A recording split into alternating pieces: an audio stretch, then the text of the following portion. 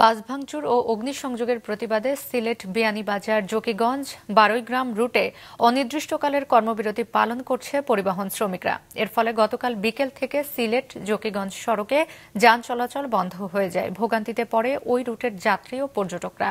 Police ও স্থানীয়রা জানায়, গত রোববার জকিগঞ্জের কামালগঞ্জ আব্দুল মতিন কমিউনিটি সেন্টারের পাশে ফুটবল খেলছিল শিশু কিশোররা।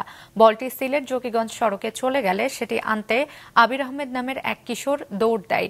এ সময় একটি চলন্ত বাসের নিচে পড়ে সে গুরুতর আহত হয়।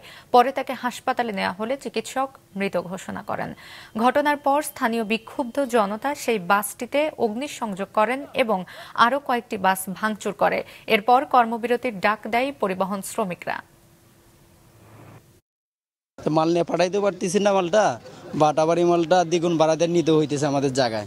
এই একটা বিভ্রান্তি সৃষ্টি হইতেছে বাসের জন্য। এখন সেও ফ্যামিলি নিয়ে বার হইছে, সেও মাল নিয়ে যাইতো, মাল নিয়ে আইছে, সেও একা আইছে আমার মতো।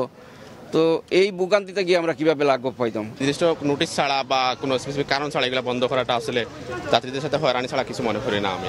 যদি এর সুষ্ঠু তদন্ত, সুষ্ঠু সমাধান না হয়, আগামীকাল থেকে হয়তোবা সিলেট জেলায় সর্বস্তরের গণপরিবহন বন্ধ থাকবে আর কি আমাদের।